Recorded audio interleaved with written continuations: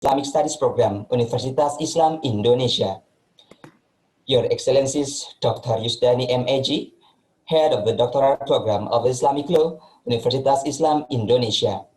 Your Excellencies, Dr. Junana MIS, Head of the Magister Program of Islamic Studies, Universitas Islam Indonesia, and all of the audience and participants. Bismillahirrahmanirrahim. Assalamualaikum warahmatullahi wabarakatuh. Waalaikumsalam warahmatullahi wabarakatuh. Alhamdulillahi Rabbil Alamin, wa bihi nasta'in, wa ala umuri dunya waddin, wassalatu wassalamu ala ashrafil anbiya'i wal mursalin, sayyidina wa maulana Muhammadin, wa ala alihi wa sahbihi ajma'in, amma ba'du. First of all, let's say thanks to Allah subhanahu wa ta'ala, who has been giving us guidance, happiness, healthy, and mercy, so we can participate in this agenda without any obstacles. Praise and salutation upon our Prophet Muhammad sallallahu alaihi wasallam, Allahumma salli alaihi. the last messenger, the best figure of the universe, who has guided us the right way of life. Ladies and gentlemen, welcome to the webinar series of the State of Islamic Studies in Malaysia and Indonesia, Current Challenges and Future Direction. Here I am, Alfian Yusni Ristanto, as the Master of Ceremony, will guide you in this webinar. But before we start, let me read you the schedule of the webinar. Our first agenda is opening. Our second agenda is opening speech by Rector of Universitas Islam Indonesia, as well as to officially open the webinar. Our third agenda is webinar, and our fourth agenda is closing. Ladies and gentlemen, our first agenda is opening. Let's start this agenda by reciting Basmalah together. Bismillahirrahmanirrahim. Ladies and gentlemen, our second agenda is opening speech by Rector of Universitas Islam Indonesia, Professor Fatul Wahid, ST MSc PhD, as well as to officially open the webinar. Please, Professor Fatul Wahid, ST MSc PhD, time is yours. Thank you very much, Mas Alfian. Assalamualaikum warahmatullahi wabarakatuh. Waalaikumsalam warahmatullahi wabarakatuh. Alhamdulillahil akram alladzi 'allama bil qalam 'allamal insana ma lam ya'lam. Wassalatu wassalamu ala sayyidina Muhammadin khatamil anbiya wal mursalin khairil anam wa ala alihi wa ashabihi wa man tabi'ahum ila yaumil qiyamati bi ihsan 'ala dawam. Alladzina al-kiram rabbi shrah li sadri wa yassir li amri wa hlul 'uqdatam min lisani yafqahu qawli. A very good morning to all of us, the honorable speakers, Associate Professor Dr. Jafari Awang from University Kebangsaan Malaysia, Professor Dr. Faisal Ismail from Universitas Islam Indonesia, Associate Professor Dr. Timurita, the Head of Department of Islamic Studies, Universitas Islam Indonesia, Associate Professor Dr. Yusdani, the Head of Doctorate Program in Islamic Law, Universitas Islam Indonesia, Associate Professor Dr. Junana, the Head of Master Program in Islamic Studies, Universitas Islam Indonesia, the moderator, my colleague, Mas Supriyanto Abdi, and all the participants. First of all, it is a great pleasure for me to welcome you all virtually in this international webinar. On behalf of Universitas Islam Indonesia, I would like to extend my gratitude to the institutional partner that make this event happen, University Kebangsaan Malaysia. The topic of this webinar is the state of Islamic studies in Malaysia and Indonesia, current challenges and future direction. To me, is both interesting and important. Although Malaysia and Indonesia are located close to each other geographically and share cultural commonalities, but I'm sure that each of us already pave different ways or approaches in building our nation, our civilization. I'm not the person who has legitimacy to talk further about this issue, but as an academician, I can smell it. I have been asked by Dr. Justani to deliver opening remark and open this webinar officially. Before proceeding with the opening remark, I have to admit that my formal educational background has nothing to do with Islamic studies. But as a grown-up Muslim, I am interested in this issue. With my limited knowledge, I would like to take a part in the discussion by raising some issues. You might just disregard them if you deem that the issues are out of date or no longer relevant. But at least by explicating my thought, you may know the perception and expectation of an ordinary person from outside Islamic studies circle like me. I will frame my expectation within three temporal orientation: the past, the present, and the future. Here is the first. So I invite you to join me in respecting the past. This can be done by several initiatives. For example, by revisiting the legacy of Islamic civilization, such as literature, stories behind artifacts, and so on and so forth. And then we can follow by reinterpreting it to see its connection and relevant to today's needs, to today's problem, and using it as a springboard, as a basis to design the future of Islam. Some issues may be discussed here. I do not know how many of us who has a sufficient capability to access those classical Islamic literature both physically and intellectually.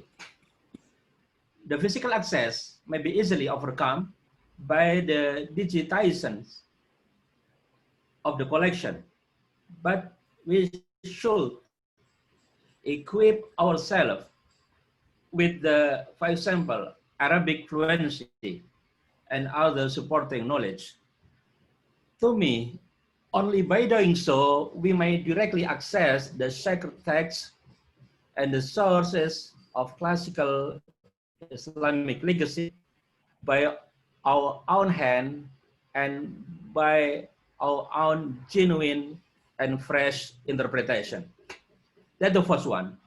The second one is by criticizing the present. This is not an easy task, but we have to do so as this is part of our duties. We may include several tasks here. One is identifying the strength of Muslims communities, the Ummah. The second is by better understanding the current development. And the third is by quickly responding to the need of the current situation. We have to admit that we have some problems here. You may agree with me or not. Often we fail to recognize and appreciate our strengths, since we are too busy in weakening one to each other. We also lack of sensitivity in being engaged to come up with solution to the real problem. Several examples of issues may be given in this regard. Sustainable development, for example, that has strong connection with the discourse of nature and development. We may come up with the prescriptive conceptualization of the theology of ecology, for example. Another issue can be humanity and diversity. Indeed, today, we are living in a borderless world, but we cannot neglect the inherent diversity in our cultures. If we do not manage it properly and carefully, we may witness, as we do today, the cultural conflict. Huntington, in his book, called it as the clash of civilization. Then, to me, the big ethical question is the conflict a given one that we cannot mitigate, or the conflict is about how we perceive the relation among cultures? I think this is very important. Another example could be on truth and plurality. I think this is of the actual debate. Within the Muslim community, there are indeed various groups live and develop. In my humble opinion, one doesn't depart from various interpretations of the sacred text, the Quran and the Hadith. In one hand, I see the beauty in this phenomenon, which represent the quality of human thought. But in another hand, I'm afraid if we lose our humanity by sticking only to one interpretation and monopolizing the truth, which means neglecting other interpretation and existence. Today, it's not so difficult for us to provide a long list of examples. Plurality is definitely a sunnatullah. Our duty as a Khalifah fil ard is how to wisely manage and navigate it by establishing a common ground, for instance. I'm sure that we may make the list of issues longer. The key word here is how to make the Islamic studies relevant, and hence they should be contextualized. But I leave it to be discussed in this webinar. That's the second issue. The third one, the last one, is designing the future. I am myself among those who believe that the future should be collectively and carefully designed. As Muslims, we are not allowed to do nothing and just wait for the destiny without trying our best, our ikhtiar. Hence, I invite you all to stay away from the trap of unnecessary reactive action or firefighting action. We just respond reactively to agendas set by other groups. This has been proven to leak our energy. Hence, I invite all of us to start designing our collective futures, our civilization. One possible way, to my opinion, to pave the way toward the revitalized Islamic civilization is by paying more attention to the production and utilization of knowledge and technology. This is what I call science-based civilization. The history has taught us about the importance of science in advancing civilization of a society. I would like to emphasize that we may have many futures, not a single future. A single future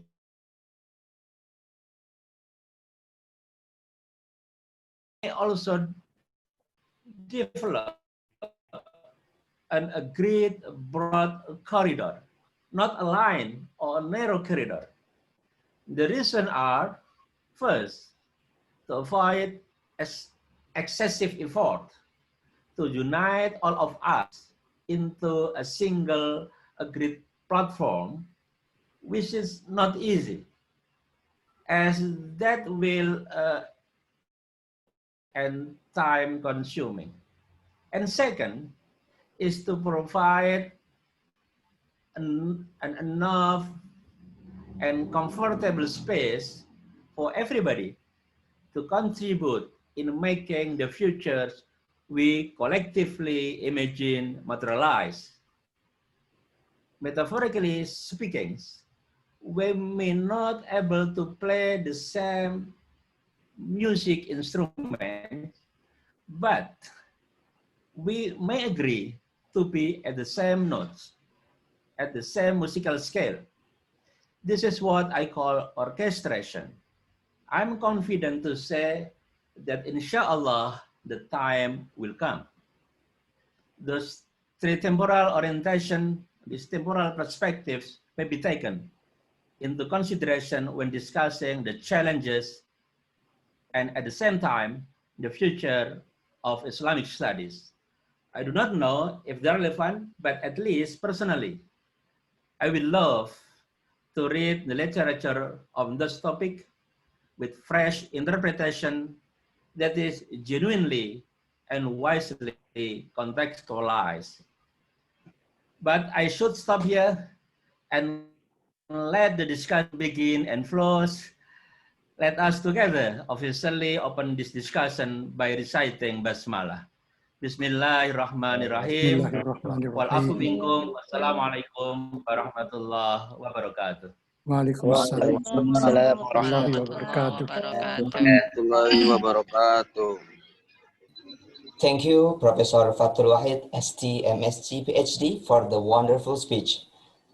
Ladies and gentlemen, our next agenda is our main agenda, webinar.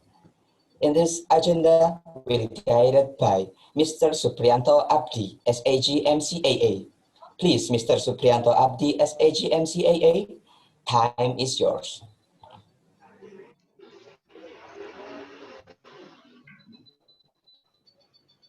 Okay, thank you, Mas Alfian. Bismillahirrahmanirrahim. Assalamualaikum warahmatullahi wabarakatuh. Waalaikumsalam warahmatullahi wabarakatuh. Alhamdulillah, wassalatu wassalamu ala rasulillah, la hawla wa la quwwata illa billah, amma ba'd. The Honorable Rector of Islamic University of Indonesia, Professor Fatul Wahid, who has just opened the webinar today and gave a very wonderful opening remarks. The Honorable Dean of the Faculty of Islamic Studies, Dr. Tamyiz Muharram, the Honorable Head of Doctoral Program Islamic Law, Dr. Yusdani, the Honorable Head of Master Program Islamic Studies, Dr. Junana, and distinguished speakers in today's webinar, Associate Professor Jafari Awang and Professor Faisal Ismail. Ladies and gentlemen, all participants of today's webinar, I'm very honored to be moderator for today's webinar, and let me first begin by thanking for this opportunity. Ladies and gentlemen, this webinar today is our first series of webinar, which is a joint initiative of the Doctoral Program of Islamic Law and Master Program of Islamic Studies of the Faculty of Islamic Studies and Center for Theology and Philosophy, Faculty of Islamic Studies, University Kebangsaan, Malaysia. We are planning to have at least 3 series of webinar during the semester, and this is our very first series of webinar.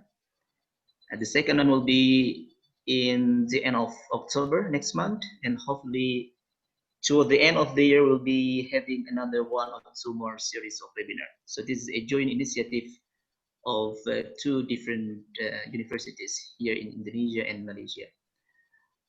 Ladies and gentlemen, today's webinar topic is very important and interesting, as our rector has mentioned.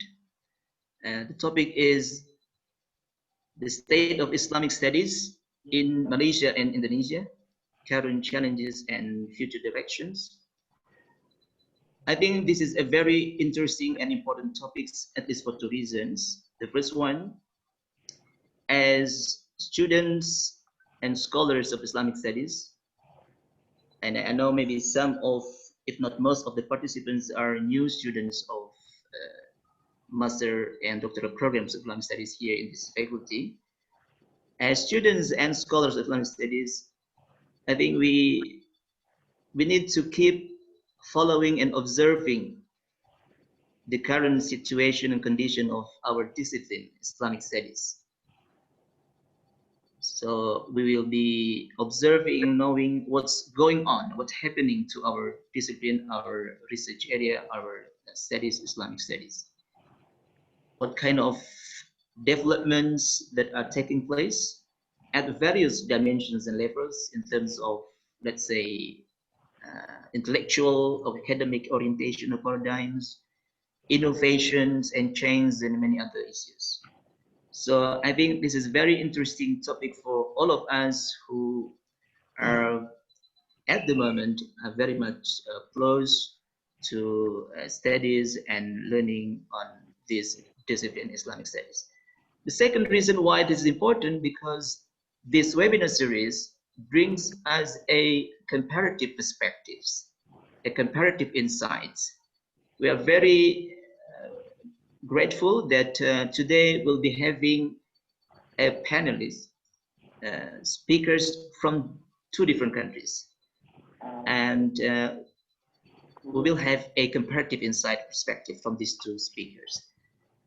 So the Indonesian and Malaysian context will give us some broader and comparative insights and perspectives on what is going on, what is taking place today in our discipline in Islamic studies, in terms of current challenges, including some issues that have been mentioned by our rector, for example, in terms of how Islamic studies can offer some solutions to contemporary humanity problems, whether we approach within a conflictual or confrontational framework, or we need to more dialogical or cooperative framework.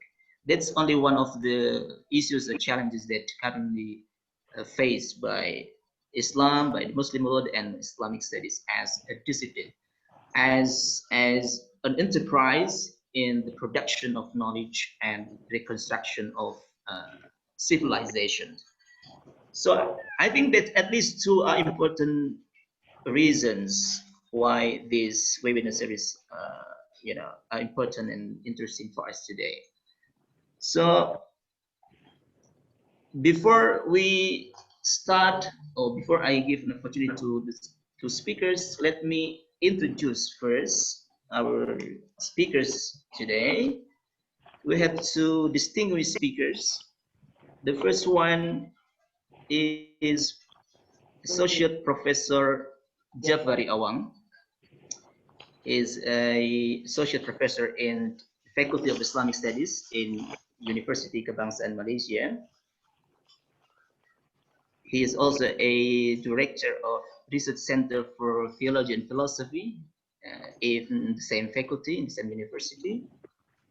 Professor Awang obtained his master's degrees and PhD degrees from Birmingham University in UK, and he has published numerous works in the forms of books, journal articles, in various international journals on issues related to Islam, religion, comparative religion, in Malaysia in a wider context of the Muslim world.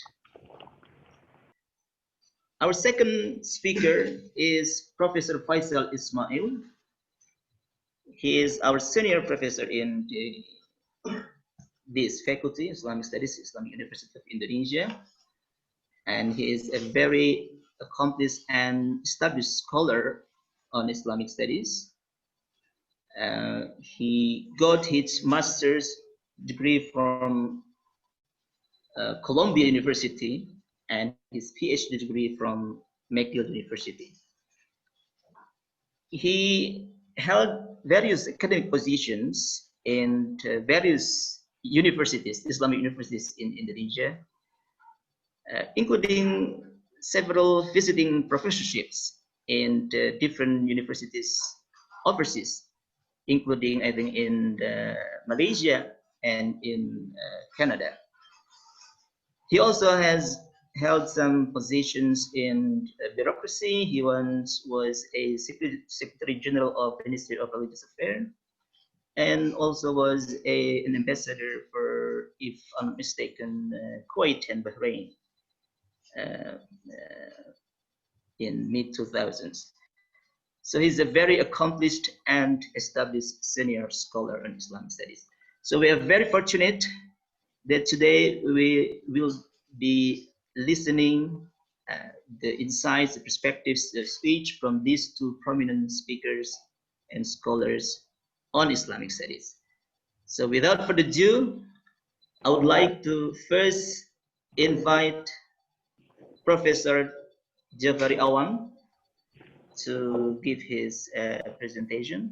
So please join me in welcoming Professor Awang. Time is yours, Professor Jafari Awang.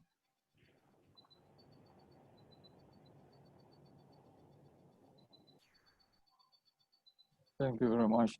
Let me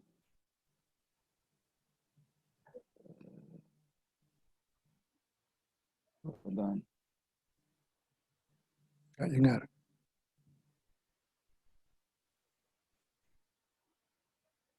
Hello. Yep. Assalamualaikum warahmatullahi wabarakatuh. Waalaikumsalam warahmatullahi wabarakatuh. Warahmatullahi wabarakatuh. First of all, I would like to take this opportunity for inviting me to take part in this very great opportunity and this international conference whereby we can share some knowledge, some experience. And first of all, I would like to thank Mr. Chairman, Dr. Supranto, the Honorable Professor Fathul Wahid, Director IIU, the Honorable Dr.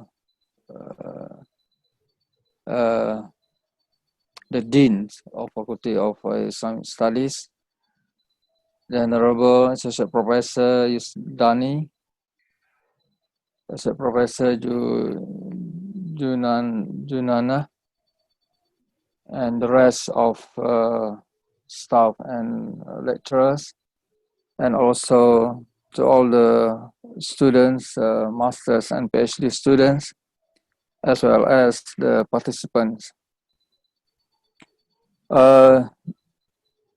The topic today that we're going to discuss is about the state of Islamic studies in Malaysia, current challenge and future direction. I would like to give my presentation into at least 3 categories. The first one is I will talk about the history or the background of the Islamic studies in Malaysia context. Second, I would like to sharing with all of you about the development, what is the stages which is being taken by the community as well as by the government and also by NGOs in order to foster the Islamic studies. And the third one is all to share some challenge that I think we need to consider and then need to discuss and to find out what is the right solution and to make sure that the Islamic studies can go further, especially to meet the new challenge nowadays. When we talk about the Islamic studies, it is closely related with the issues of Islamic education. We're not going to look at the Islamic education is a very narrow concept, but Islamic studies in the sense is a wider concept whereby it's not solely as a subject matter, but it is also part of the paradigm. It is part of the how do we guide the student to express their ideas? How do we inculcate the values? By the end of the day, they can practice it by referring Islamic as a main sources. So in Malaysia context, the status and the scope of Islamic studies have stages since the period of Western colonialism until the present day, in the sense that the position of Islamic studies, the scope of Islamic studies, the importance of Islamic studies have been developed. And there are slightly difference in the sense that during the periods of Western colonialism and also the present day. During or before Western colonialism, when we talk about Western colonialism in the context of the Malaysian experience, we begin is from the 1511, where the first colonials came to Malaysia, namely Portuguese, and then followed by the Dutch colonialism, and later on followed by the British colonialism, and then Japanese colonialism, and then finally come back to the British colonialism. It takes about 500 years total periods of colonialism. So in this case, what I'm trying to focus is simply during the period of the British colonialism, the final stages. During that time, when we talk about Islamic education or Islamic studies, during the period of colonialism, there exists what we call it the non-formal Quranic school in a teacher's house and the pondok. In this pondok, we can consider like in the Indonesia pesantren. Whereby during that period, during the colonial period, most of the Malay community or Muslim community at that time, they will gather, they will choose the teachers to teach them about the Quran, reciting the Quran, and also to learn something about the Quran. And they will explore a little bit more about the Islamic studies at the pondok or the pesantren. But the issue is, during the English colonialists, we can categorize in a Malaysian context, there are three categories of Islamic education, or in wider context, three categories of education. The first one is what we call traditional pondok and madrasah religious education. Second is Malay vernacular schools. The third is the English schools. So based upon these three categories, the Islamic education is mainly been teaching only at the traditional pondok or in the madrasah religious education. While in the Malay vernacular schools and English schools, there is no Islamic subjects. So that is the nature of the history in the Malaysia context during the period of the Western. And then when we divided the educations into these three categories, we can sum up there are at least two systems of schooling in Malaysia during the period of colonialism. The first we can call it as a secular education, in the sense that there is no subjects, religious subjects being taught at the school, such as English school and Malay vernacular schools at the time. The second type, the second system is what we call it a traditional system, whereby being conducting by the religious pondok or the madrasah. So in this sense, that it shows to us that the Muslims community or the Malay community, well, maybe some argue that why I'm using the Malay instead of Muslim. In the context of Malaysia during that time, we have at least three main ethnics. The first is Malay, which is majority and is belong to Islam. And the second is Chinese ethnics. The third is Indian ethnics. So that is the main ethnics of Malaysia or Tanah Melayu during that time. So I'm using maybe interchange the word Muslim as well as the Malay. So that is before independence, so where the nature of school, the nature of Islamic education is very concentrated upon the pondok, being teaching or discussing during the pondok. And then after independence in 1957, Malay vernacular, which is before this, it is being put under the secular system. The Malay vernacular schools became the national education system, in the sense that the government has adopt the Malay vernacular, become a part of the national education system. So when it becomes the national education system, so gradually Islamic religious study become a subject at the national school as well as English school, and then after independence in 1957.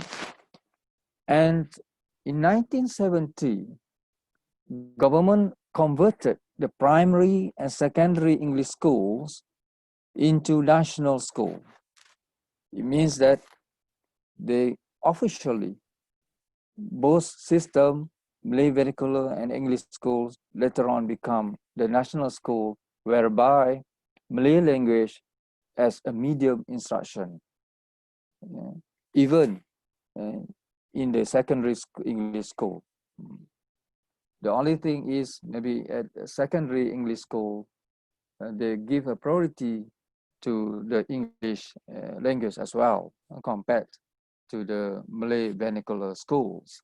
But the point is, when both system of school being adopted by the national education system, so during that time, we can see how the Islamic education later on become as a subject, one of the subjects that they have to teach to their students, meaning that there is a chance for the Malay Muslims during that time to send their students, the kids, to the both school, Malay vernacular as well as to the English school.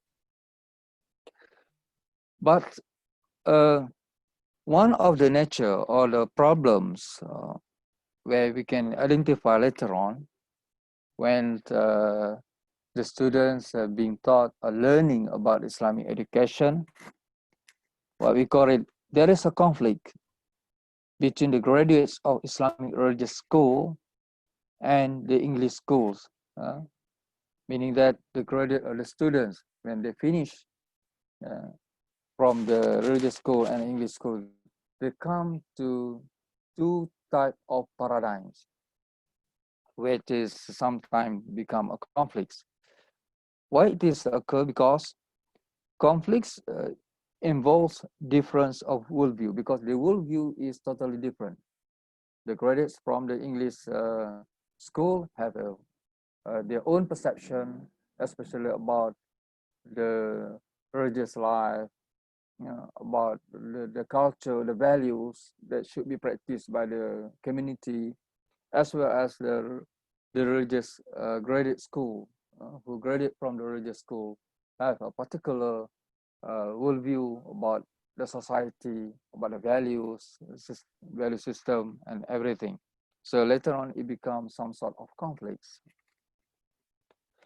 What we can say is the English national type and the Malay national school did not offer Islamic studies in the school curriculum during this period. So what happened to the graduates, the student who graduated from the religious schools during that period? Mainly, when they graduate from the religious school, they become as a teachers at religious school, which is set by the community, in the sense that in each community, in the kampong, in the area, the community normally will set up the madrasah, and then they will invite or they will appoint the teachers who graduated from the religious school to become as a teacher or as a guru. Then later on, this school, community school, we call it as the private pupil religious school, or in bahasa Sekolah Menengah Agama Rakyat, because they not receive funding from British during that time. They're very independent. After the Education Acts 1961, after the Education Acts 1961, there is a serious attempts to teach Islamic religious studies in these schools, meaning that the government has seriously take and great effort to make sure that the Islamic religious studies or the Islamic subject being taught widely in these schools.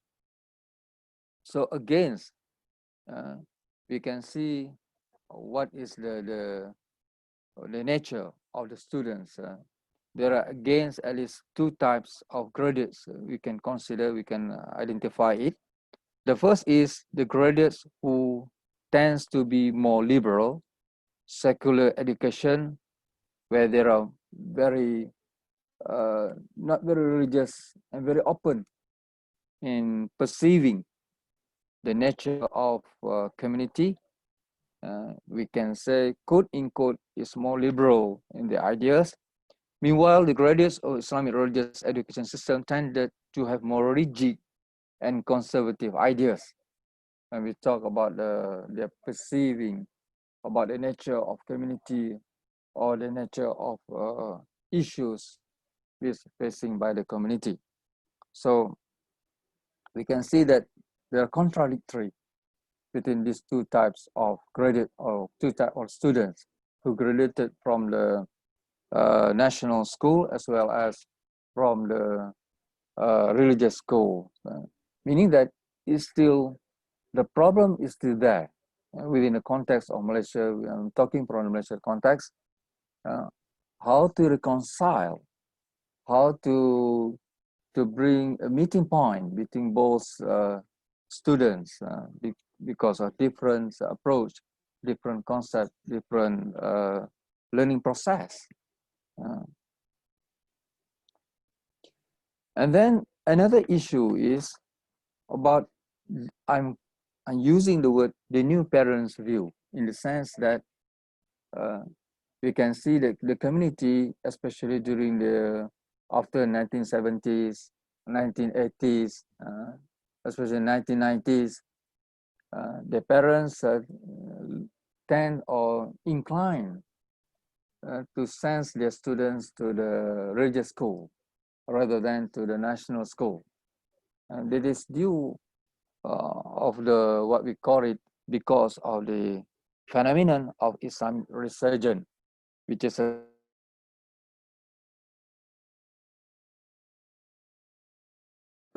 Islamic consciousness among the young generation during that time. And then when 1990, normally they have married and they have a kids, and then based upon that they tend to send their kids to religious school. So I can say that to some extent there's some sort of dilemma. Dilemma in what sense? Because the Muslim parents desire to give the best education to their children. They desire for a new system that can synthesize and integrate secular education and traditional religious education. They need some sort of the new system. They don't want to send to the secular education because they see that the Islamic ethos, the Islamic values seems very loose. While during the traditional religious school, it shows very rigid. So they want the between or the moderate. So as I said earlier, that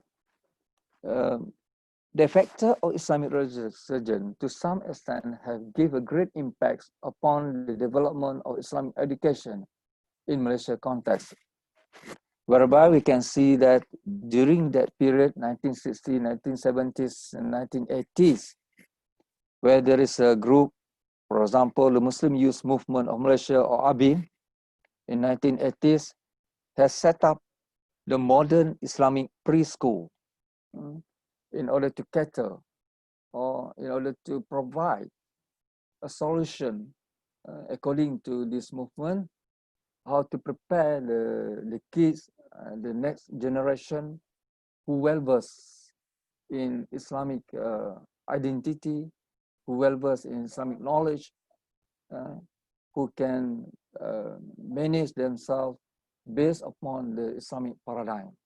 So that is the main idea.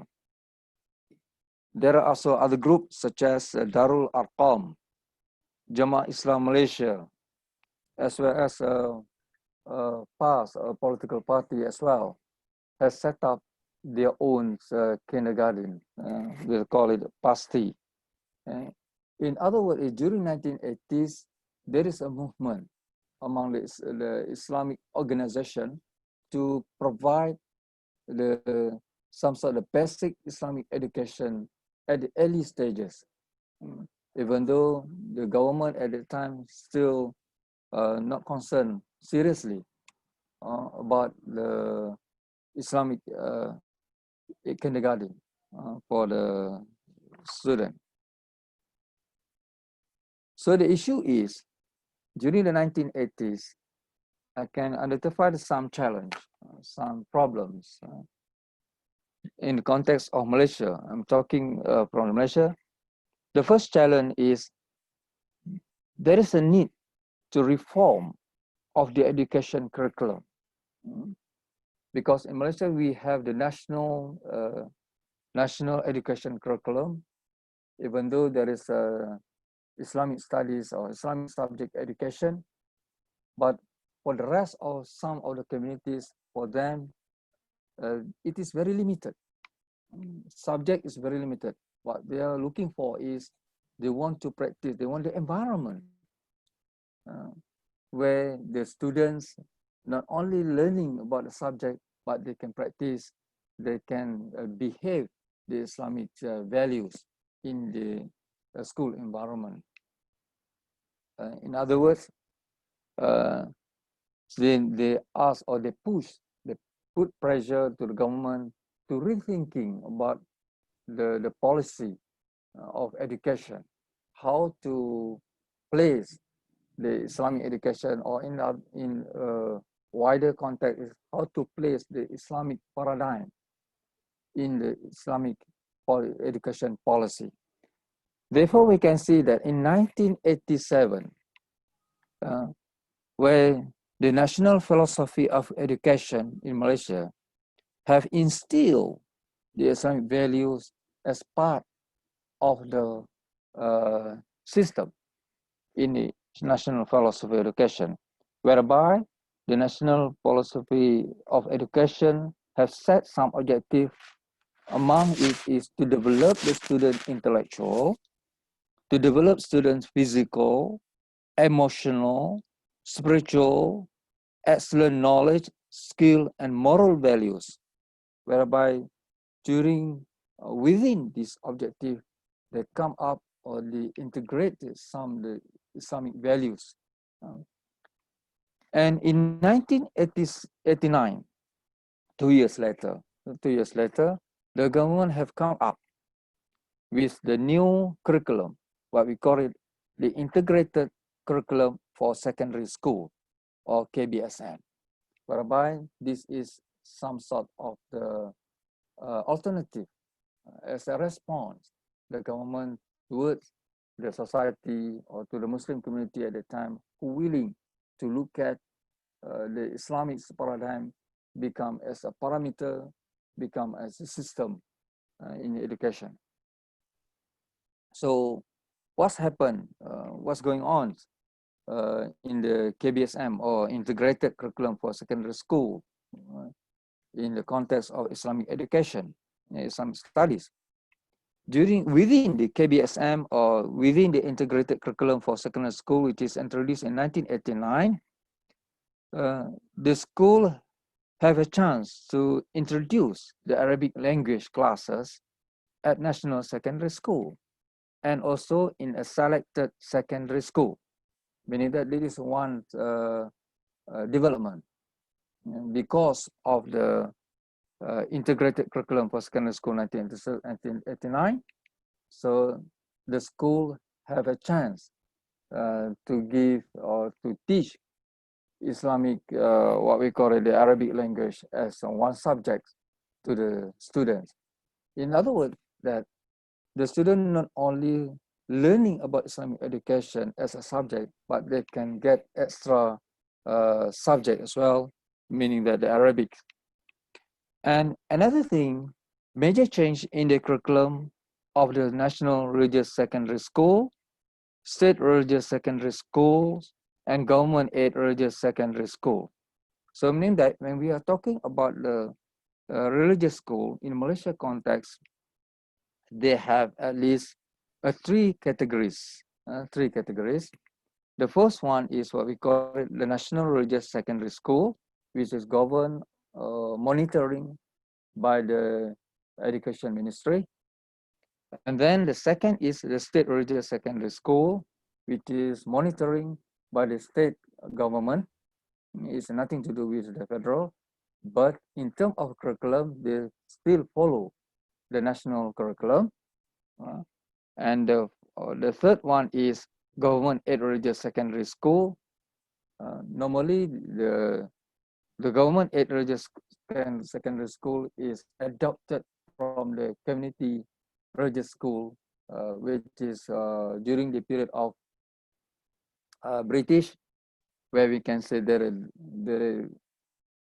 don't have any funding, but they self-sufficient. But later on, the government trying to adapt it, offer to the school if they're willing to be part of the government school, they have to follow certain regulation or procedure.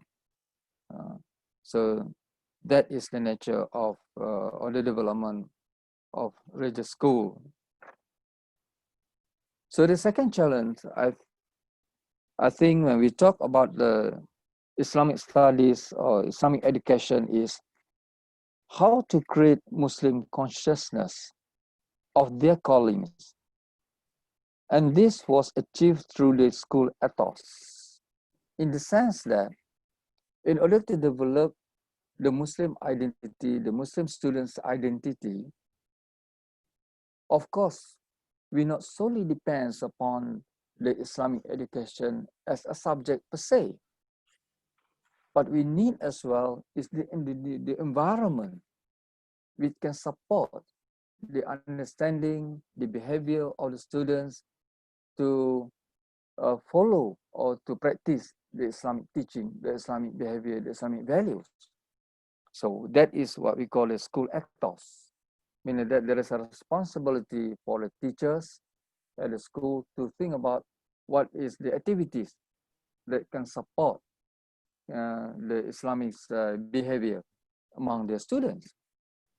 Probably they will have the assembly, they will have the study school, or what kinds of that.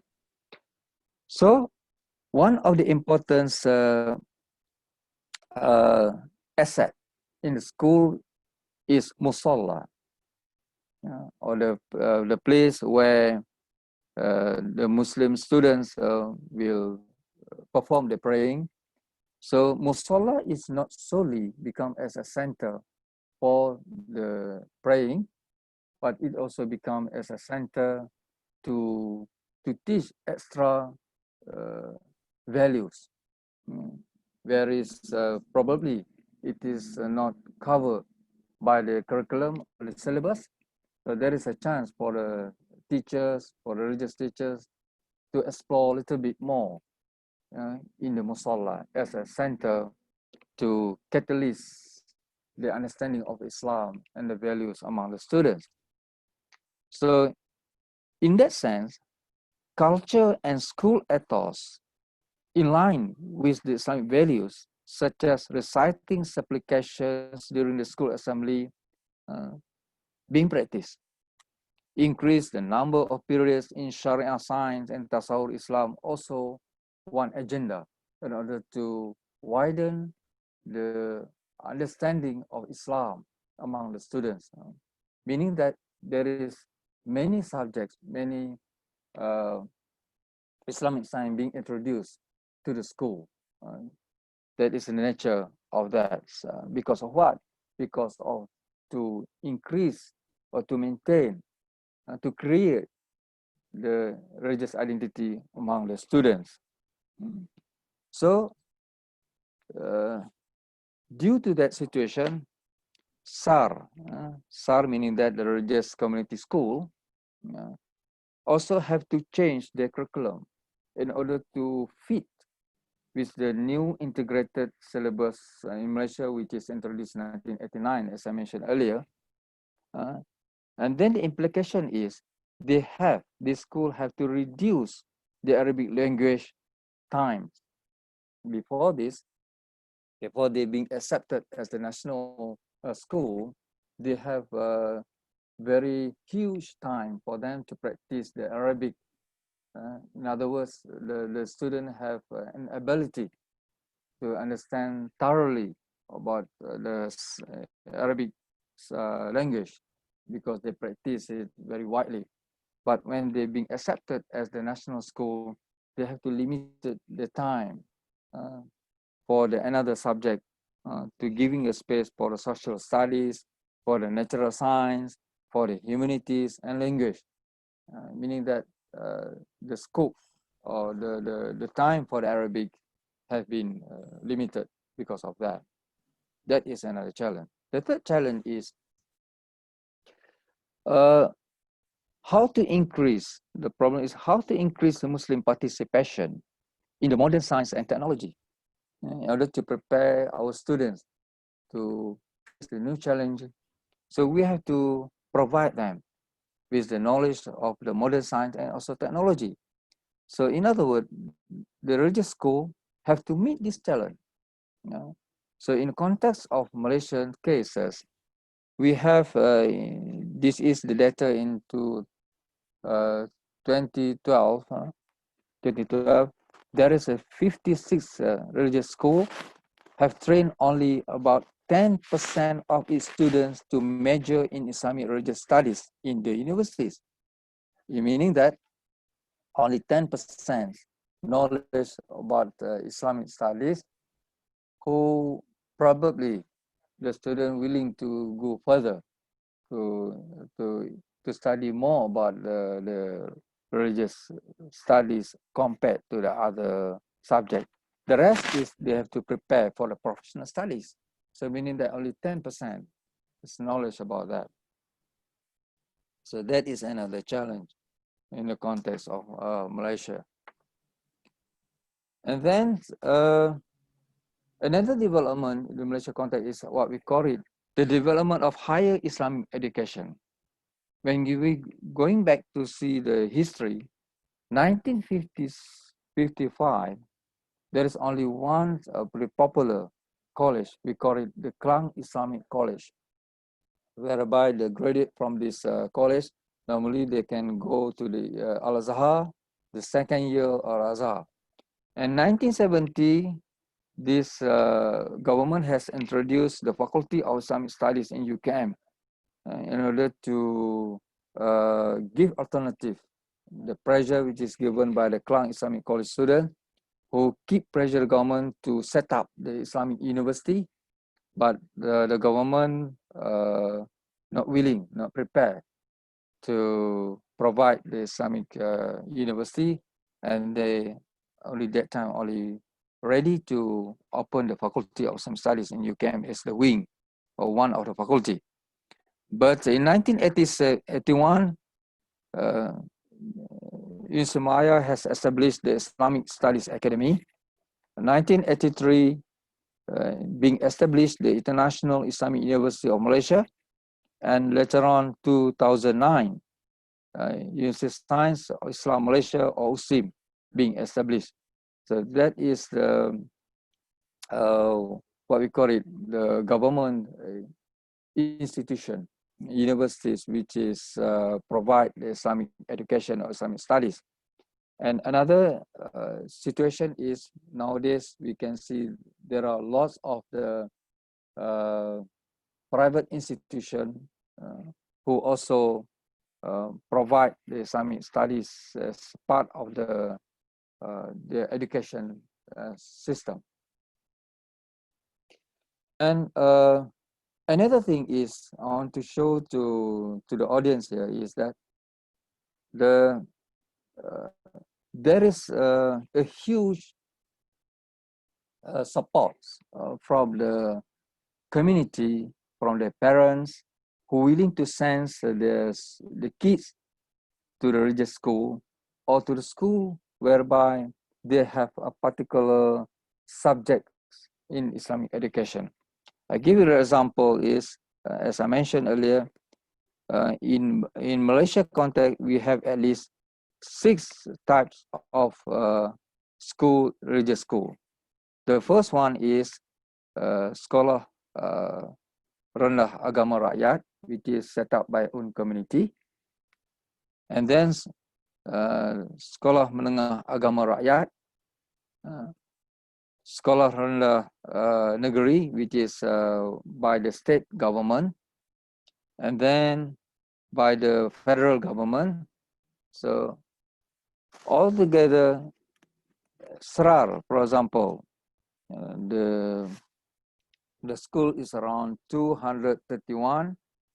Sekolah Menengah Agama Rakyat is about 133.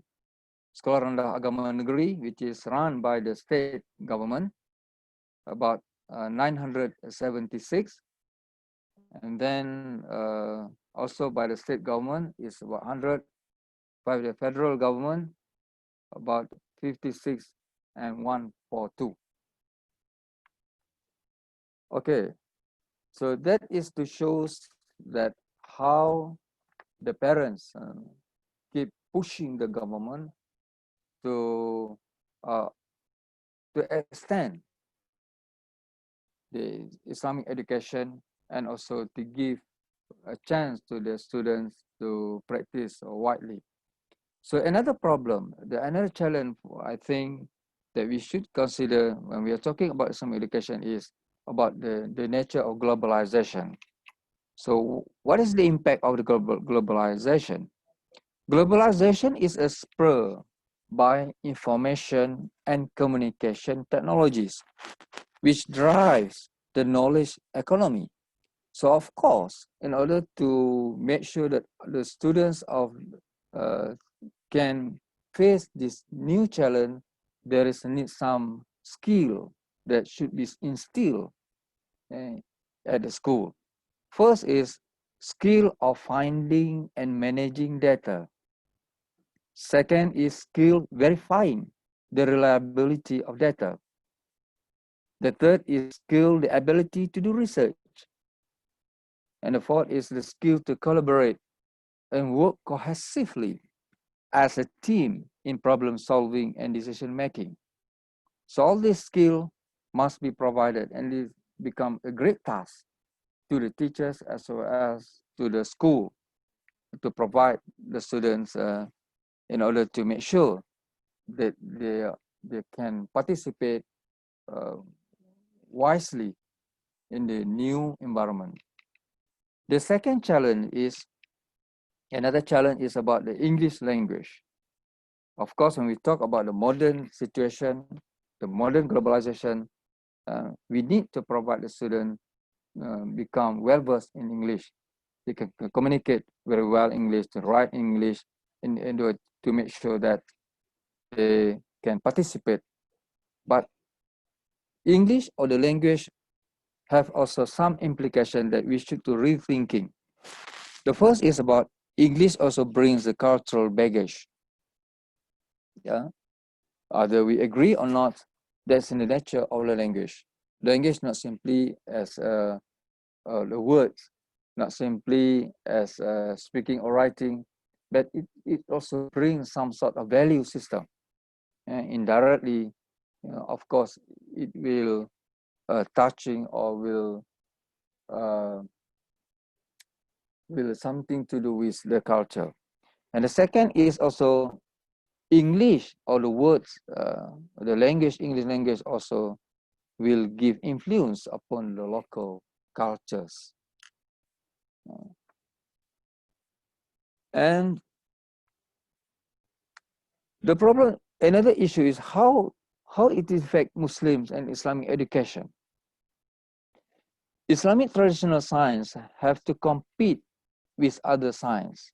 That is another challenging during at the school level in order to provide the students with the well-versed in the Islamic paradigm, Islamic values. They also have to prepare the student with the other sciences, other knowledge. So we need some sort of the best students for survival programs. It also gives a great challenge. And also Islamic education have to maintain, as I mentioned earlier, the Muslim identity. And then another issue is, to be relevant, school curriculum also needs a lot of revision. For example, there is a need, the philosophy of education should be holistic and balanced.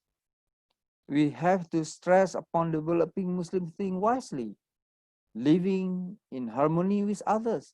There is a need, at least two skill. The first is the skill of communication and deliberation.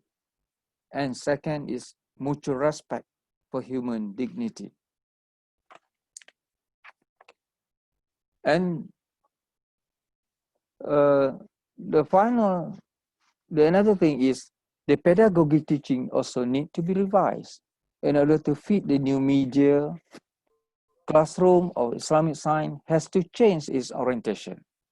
Higher thinking order, improving methodology teachings, and the curriculum needs to consider diversity through comparative religion, civics, and citizenship education. And students also have to mastering both languages, Arabic and English, because it will enhance their potential and it also will give a good impression of Muslim. And finally is about nowadays in the context of Malaysia also, we can see the development of Tahfiz schools in Malaysia. Development of Tahfiz school, whereby most of the parents are willing to send their kids not only to religious school, but to add another skill is become a Hafiz. to remembering the Quran. This is also applied in the International Islamic University of Malaysia. It also applies some students from the Tahfiz being offered to do engineering in the multimedia university, private universities. So it shows to us that how the important and how the development of Islamic education in Malaysia context give a great impact upon the development also of the other subjects as well. And by conclusion is, I can say that when we discuss about Islamic studies, Islamic education in Malaysia, first, Islamic studies in Malaysia has a great potential to develop, to provide a multi-skill to the students. Islamic studies also should have strengthened their philosophy, their objective to make sure that it is not deviate or to not achieve the target. The third one is school curriculum need to be relevant with the current development. So meaning that it is must be too proactive in the sense of the methodological teaching, pedagogy, and also the philosophy. And finally, there is a need to provide a quality of teaching in order to produce the best students. So by ending this words, I think that's all. Some of the thought that I would like to share with all the participants here. When we're talking about the Islamic education, Islamic studies in the Malaysia context. Thanks again to the moderator. So I give back to the moderator. Thank you. Assalamualaikum warahmatullahi wabarakatuh. Waalaikumsalam warahmatullahi wabarakatuh. Thank you very much, Associate Professor Awang, for your comprehensive account on the development and transformation of Islamic studies, Islamic education in the context of Malaysia, highlighting how history and politics matters, how you mentioned how colonialism have some impact on the development of Islamic education in Malaysia, and how political programs, initiative taken by government, by political parties, also by social communities, social forces, have also pushed further the transformation of Islamic education in Malaysia. You also have highlighted some challenges that are faced by Islamic education in Malaysia in terms of curriculum, in terms of the environments that are conducive to development of Islamic studies. You also, toward the end of your presentation, you mentioned how globalization also has posed some challenges to Islamic education. And toward the end of your presentation, you mentioned some solutions and proposals in facing these challenges, including in terms of curriculum development, pedagogical innovations, and philosophy of education, and many other issues that you have mentioned. So it's very comprehensive perspectives, I think, from Professor Jafari Awang on the historical transformation of Islamic studies, Islamic education in the Malaysian context. So now we'll be moving on to the next speaker, and that is Professor Faisal Ismail, and he'll be speaking on Islamic studies, Islamic education in the context of Indonesia, of course. So we'll be having a comparative perspective.